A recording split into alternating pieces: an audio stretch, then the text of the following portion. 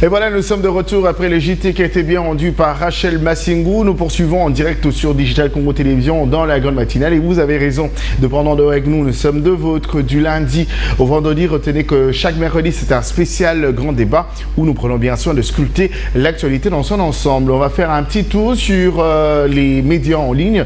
Question d'en savoir plus ce qui se raconte depuis notre réveil de ce matin. Via notre rubrique à l'intro, tout de suite, ça sera à la 1h.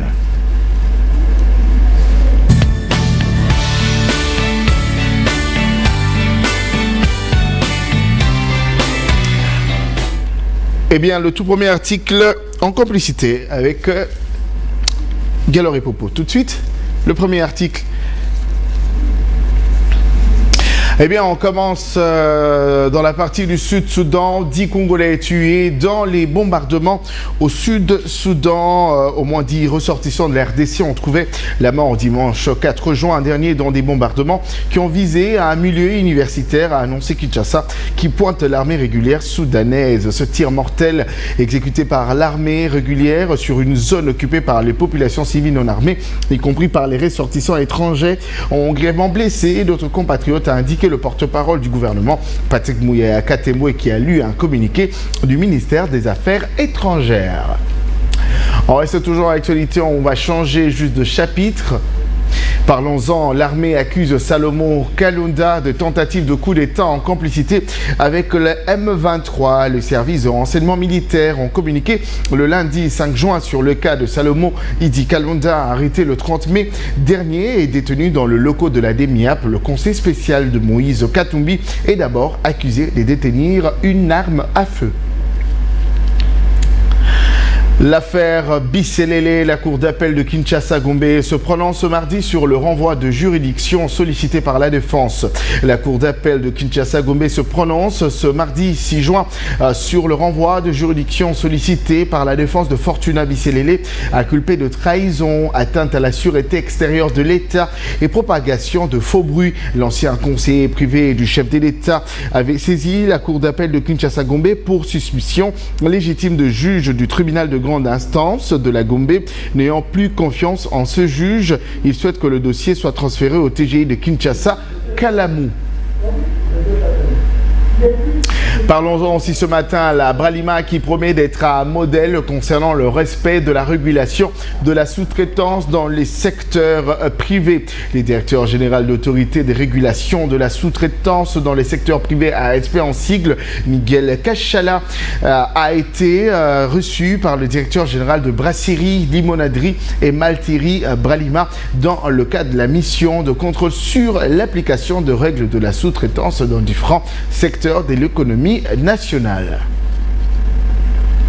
Parlons-en le dossier Mwanga Chouchou, l'arrêt de la haute cour militaire sur la demande de mise en liberté provisoire attendue ce mardi. La haute cour militaire rendra son arrêt ce mardi 6 juin sur la demande de mise en liberté provisoire sollicitée par la partie Mwanga Chouchou. L'arrêt était attendu depuis le vendredi 2 juin dernier, mais la haute cour avait constaté que le note de plaidoirie déposée par les avocats du conseil du député n'était pas complète et ne pouvait pas répondre objectivement à la demande du prévenu.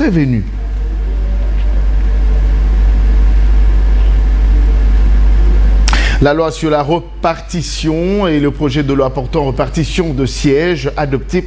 Les députés nationaux ont adopté le lundi 5 juin le projet de loi portant adoption de la répartition de sièges par circonscription électorale pour les élections législatives, provinciales, municipales et locales. Cette adoption s'est faite sans les élus de l'opposition qui avaient boycotté toutes les plénières relatives à l'examen de ce projet de loi.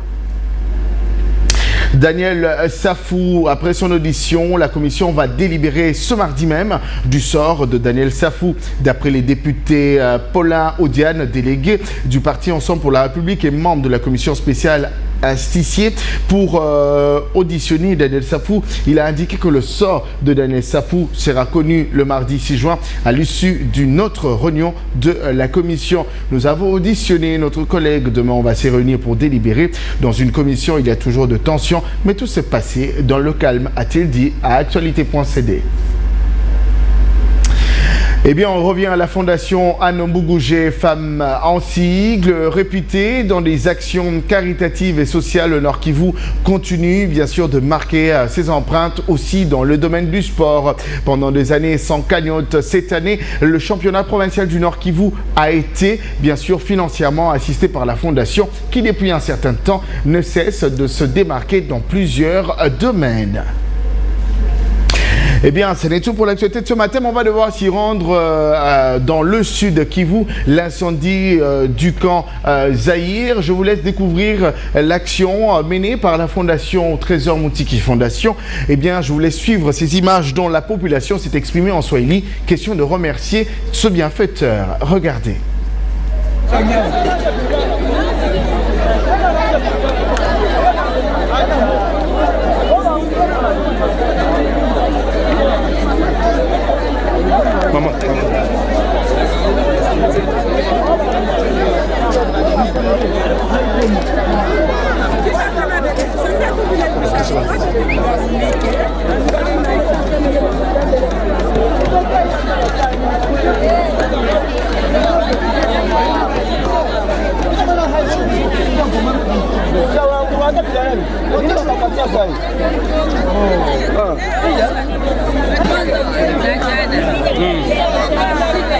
Mama nasema nimejua sana, tunashukuru sana. Vraiment Mungu ambariki na muzidishie mingi kuzitia hii na muzidishie maisha marefu. Kila mtu ashimame parcelle yake bagabule majeto. Unaikala pale banakupa jeto, unarudia unapokea huko na jeto naonesha jeto. Donc kila mtu banaenda na mgabulia jeto parcelle yake. Bila vile ni bien. Bravo, la Fondation Trésor Moutiki, on y reviendra, ça reste un dossier à suivre tout de suite, place à la découverte. Et bien sûr, on retrouve notre expert et consultant maison ici tout à l'heure avec Enoch Azobi. Discovery.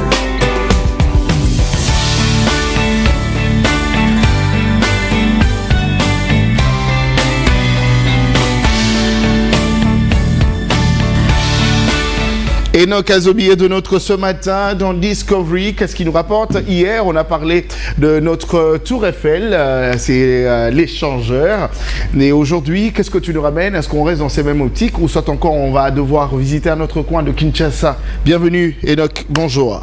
Bonjour Jonathan Billary, bonjour également à tous les intrépides de la grande matinale. Aujourd'hui, nous allons quitter l'Afrique, direction le plus vieux continent, donc c'est-à-dire l'Europe, pour parler c'est le plus petit État du monde. Bien sûr, il s'agit de la Cité du Vatican. Très bien. La Cité du Vatican, eh bien, je te laisse mener la barque. Allez-y. Exactement. Alors, on doit rappeler au commun des mortels que la Cité plutôt du Vatican se trouve en Italie. On l'appelle État dans un État, bien sûr. Alors, la Cité du Vatican, qu'on appelle affectueusement siège apostolique pour le chrétien catholique, et également donc une cité temporelle. Jonathan, on doit savoir qu'il y a deux entités au niveau, bien sûr, de cette cité. Il y a les côtés qui est apostolique, qui est le Saint-Siège, bien sûr, de l'Église catholique, mais également le côté temporel qui est géré toujours par le pape, qui est l'autorité suprême. On l'appelle maître spirituel pour le chrétien, mais de l'autre côté est donc un chef donc absolu. Alors, nous devons le savoir exactement que c'est les plus petits États du monde avec plus de 0,439 km² et ça c'est sa superficie. Alors il y a plus de 825 habitants.